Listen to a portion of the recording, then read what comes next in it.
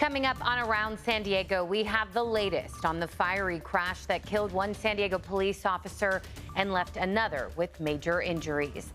And a former Chula Vista councilwoman sentenced for her role in a scheme to get thousands of dollars from the government. Those details ahead. Plus, the San Diego City Council voted to pass an ordinance that will limit student cell phone usage in the classroom.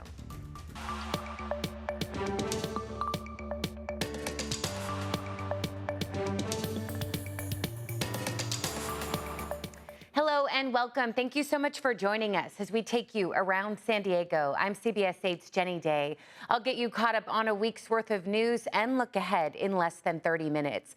We do begin with the death of a San Diego police officer. Right now, our community is honoring his life and another officer who was severely injured during a police chase. On Monday night, officers were pursuing a 16-year-old driver who was speeding down Claremont Mesa Boulevard. After police called off the chase because of the high rate of speed, the driver crashed into that police car that had responded to the initial calls. The officer driving the police car, you see him there, 30-year-old Austin Machetar, and he was killed.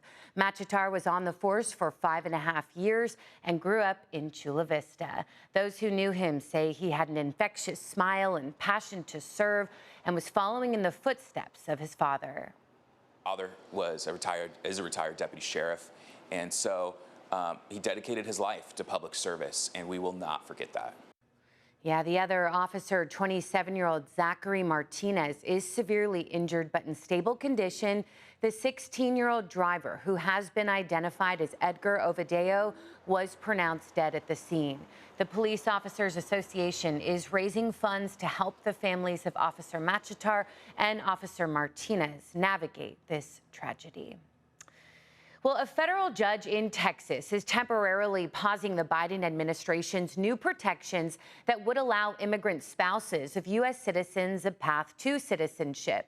The order comes after 16 states, led by Republican attorneys general, filed a lawsuit last week over the program, claiming it would encourage illegal immigration.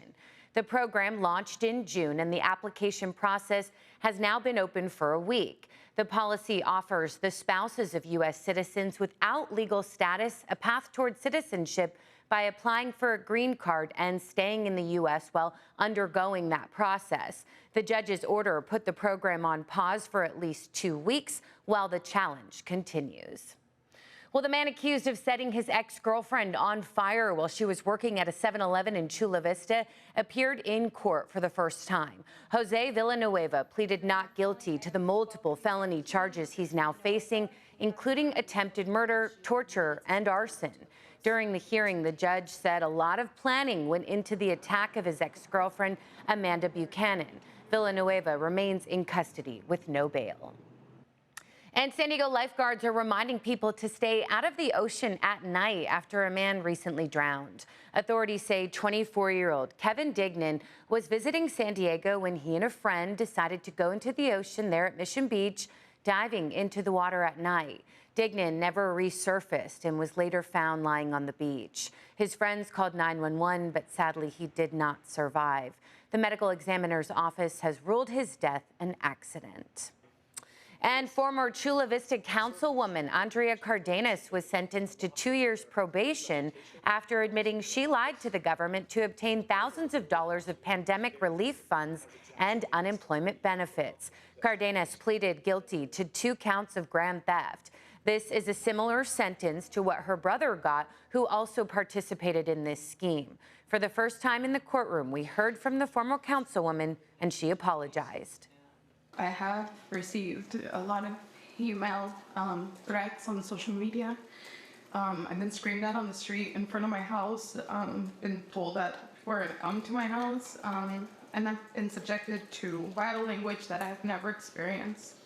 I don't consider myself a victim. I know that this is now pretty standard in politics. Yeah, meanwhile, the state's Fair Political Practices Commission is investigating a political action committee tied to the Cardenas siblings. You can see more from the sentencing on our website, cbs8.com. Well, Calfire is adding a new air tanker to its fleet to be better prepared to fight wildfires. It's the C-130 Hercules, and Calfire plans to deploy 7 of them across the state. The aircraft has the greatest speed and range of Calfire's airborne fleet. The first one was just put into service in Sacramento. The remaining 6 will be deployed over the next several months, including one to the Ramona Air Attack Base early next year. Exciting to have one here in San Diego. We've strategically placed them so that we can make it to any remote part of the state that may have a fire within 20 minutes. We're so grateful. So yeah, Calfire leaders say as wildfire frequency and severity increase, this aircraft will play a crucial role in helping achieve their initial attack goal, specifically keeping 95% of fires at 10 acres or less. Well, a home in Carmel Valley caught fire, and the family is blaming their car, a Tesla, parked in the garage. Our Abby Black has details on the investigation, the outpouring of support for the family, who tells us how many fires have been linked to electric cars. The Floden family says that their smoke alarms woke them up around 4 o'clock in the morning. Their daughter was sleeping in that bedroom above the garage where you can see the windows now boarded up. Below, their garage was fully engulfed in flames where their Tesla was parked. I hit the garage door, shooed the dog out the front door to follow the kids and my wife. Forrest Floden opens the fire door to the garage to show us the damage from the blaze that erupted on August 18th. When I opened the door, there's fire and smoke. Behind the red investigator tape is the shell of his Tesla, where fire detectives also found smoldering near the garage door motor. He looked at the wiring, looked at the car, and so far, pending further investigation, he thinks it's the car that started the fire. This is still an active investigation. The fire department tells me that the cause is still undetermined, but Floden says that his Tesla app shows that the EV was inactive 2 hours before the fire and there were no alerts. So it had charged earlier, like midnight to maybe 2 a.m., and then it wasn't charging when this happened. An SDFD department spokesperson tells me that they don't investigate if lithium-ion batteries causes fires, but in 2023 they started tracking fires involving those batteries. It's kind of scary. Like, I know I've been asked, like, would you get an EV again? And I was like, maybe, but I wouldn't park it in my house. SDFD says of the 6,006 fires they responded to last year, 156 involved lithium-ion batteries. That means that they make up about 2.5% of the fires in San Diego. That's a small number, but a devastating impact. She lost a bunch of softball trophies and soccer trophies and medals, so she's pretty bummed out about that. Floden says that his 3 kids lost all of their sports equipment, and nearly everything in their home that they were renting is contaminated from the smoke. Now they're living in a hotel. While the Flodens have insurance, they've launched a GoFundMe to help replace essentials and temporary housing. Very heartwarming, all the outreach and the support. While the Flodens sort through a lot of questions, the comfort by the community can go a long way in helping the Flodens overcome the trauma of losing a house that they made a home. To be able to kind of pull the kids out real quick and just get them out, the dog, and you know, that means everything. In Carmel Valley, Abby Black, CBS 8. Yeah, obviously glad they're all okay. Meantime, county supervisors just voted in favor of a policy to limit the use of cell phones in schools. Supervisor Tara Lawson-Remer introduced it to help keep students focused on their studies and protect their mental health.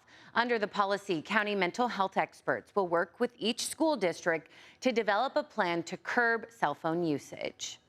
Depends on what parents want, it depends on what the teachers want, the administrators want, and there's lots of different approaches that can be taken to tackle this issue, right? Lawson-Remer says that she's also working with local nonprofits to provide students with pouches or lockers to store their phones during class. And supervisors also decided to protect banned books at all 33 county public libraries.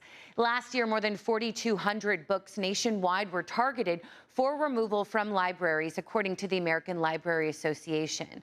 This new county policy would make sure those challenged books are accessible here in San Diego. The county also plans to recognize and support Banned Book Week at all public libraries. That runs September 22nd through the 26th. And recycling empty beverage containers may be more convenient soon as more recycling sites become available statewide. San Diego County is receiving about $4 million in beverage container redemption innovation grants by Cal Recycle to help start 20 recycling sites in either mobile recycling or reverse vending machines at select Smart and Final stores.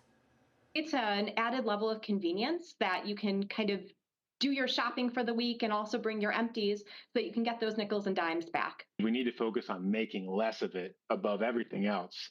You know, right now, less than 10% of plastics are recycled, and those numbers aren't going to go up with a few reverse vending machines. So to learn more about the new recycling sites, visit cbs8.com. Well, more affordable housing is coming to San Ysidro. A local organization is getting the green light to build more than 100 rent-to-own units. CBS 8's Jasmine Ramirez spoke with the nonprofit and shows us how future renters can become homeowners. Casa Familiar was awarded $33 million for the affordable housing project. Now they plan to build more than 100 units on 2 different sites here in San Ysidro. Casa Familiar is looking to build units that residents one day will get the chance to own. They will be in a position to be able to buy that home, and we will be supporting them in doing so. Lisa Cuestas is the organization's CEO. She says after 15 years, units can be sold to residents for the remaining debt. Residents will not own the land as the project is part of a community land trust. That is why you're able to keep those homes affordable over time. The units are estimated to sell between $341,000 and $501,000 at the 15-year mark. Lisa is hopeful it will give families the opportunity to buy a home and generate wealth that otherwise wouldn't be able to do so. Units will be open to low and moderate income families, making somewhere between $45,000 and $75,000 for a household of 4. Well, they need housing, right? But tonight I talked to Alex, who lives near the project sites. He worries how the construction of new homes might impact people already living there. They're making a lot of apartments, but no parking space for the people here. And as you can see around us, there's no room for the people that live here as well. MTS plans to build new bus shelters in the area and expand weekend trolley services. Casa Familiar hopes to break ground next summer. Jasmine Ramirez, CBS 8. Jasmine, thanks. Well, coming up, the San Diego Fire Rescue Department has a new chief. We sit down with him and learn more about his journey to the top. Welcome back. San Diego Pride just named its new executive director, Leanne Marchese. CBS 8 was there for her first day in her new role. Marchese, an Encinitas native, previously served on the Pride board in the mid-2000s. She's the founding executive director of Life Science Care San Diego and also has had leadership roles with the YMCA of San Diego County and Elder Help. She is replacing the interim co-executive directors, Jen Librera and Serafina Sarpaccio. Both will remain with San Diego Pride, returning to their previous roles. And the San Diego Fire Rescue Department also has someone new in charge. Chief Robert Logan took over Monday as the department's 19th fire chief. We spoke with Chief Logan, and he says one of the first things he wants to do is reintroduce the department to the community. He'll be launching a series of events where people can get to know their firefighters in their neighborhood. Part of the inspiration for that is based on his own experience working at Station 12 near his childhood home. The people that I grew up with, all their families are elderly now, and it was impactful for them when I would walk in as part of the crew that was there to help them. It made them feel really comfortable, made me feel really happy. I bet. So yeah, Chief Logan tells us one of the challenges the department faces ahead is the budget. He wants more money to be able to create new positions. You can see our full interview on our website, cbs8.com. Well, we're also learning that more San Diegans are getting guard dogs, also known as personal protection dogs now. Specialty dog training in Oceanside tells us it gives people a security system they can take with them. The group trains dogs of all levels, focusing on house manners, socialization, advanced obedience, and protection. A lot of our clients have had previous break-ins and kind of want a dog to prevent that from happening again, or live in areas that, you know, have a real threat of breaking in, and so it gives them sort of that peace of mind. Yeah, so she added that breeding and early training are what make a good protection dog. Still ahead, some species of birds are getting a name change. We'll tell you why in an Earth 8 report. Well, some well-known bird names are about to change. The Anna's hummingbird, Cooper's hawk, and Steller's jay are among dozens set to be renamed this year. CBS 8's Evan Narani explains why in this Earth 8 report.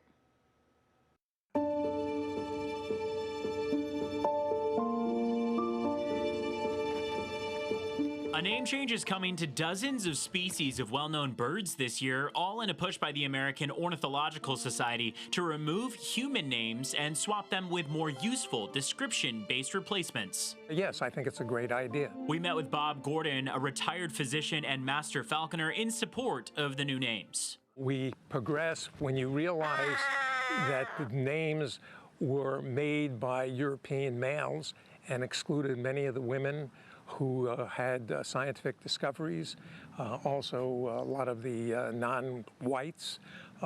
Yeah, I think it's better to get more people involved and feel more inclusive with regards to ornithology. Out at Mission Trails Regional Park, Bob's hunting partner Hawkeye joined us. He's part of the Harris's hawk species, but soon to be renamed. This bird down in Central and South America is actually called a bay-winged hawk.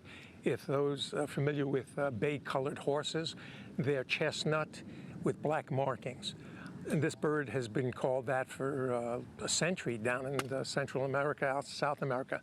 So it's only logical that that is the name up here. It's led many to wonder why these birds got the human names in the first place, as they're much less useful than adjectives to describe them. We know a red-tailed hawk. So a red tail has a red tail. Harris hawk, but if you know what a bay-winged hawk is, or a bay horse, that identifies this bird. And so it makes more sense to have identifiers based on their physical characteristics. I think so. Some people are locked in tradition. I prefer to think that life is an experience and changes as we go along. The change will come to about 70 species to start. Some have already taken place, among them the removal of a Confederate leader, another removing an offensive term for Native Americans. Yes, I know. What? But from birdwatchers to master falconers, most of the people that we talked with say they're open to the change. Science learns. There's nothing wrong with admitting you're wrong. That's why I love science. When something better comes along, you move on. Bob told us he could care less about the names and cares more about how these birds invite us to be part of nature, and in his case, witness it close up. He's seen and accomplished a lot in his career in medicine, but says this is something different. I feel as privileged as I did then to have this bird trust me doing what we're doing. It's exciting, and unless you do it, you don't have that experience. Evan Narani, CBS 8.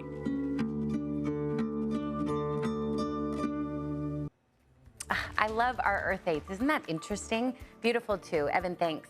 Well, that will do it for us. Thank you for your time. Thank you for staying informed as always. Padres are winning. The weather is beautiful. You can always follow more news on CBS8.com. For CBS 8, I'm Jenny Day. Take good care of yourselves.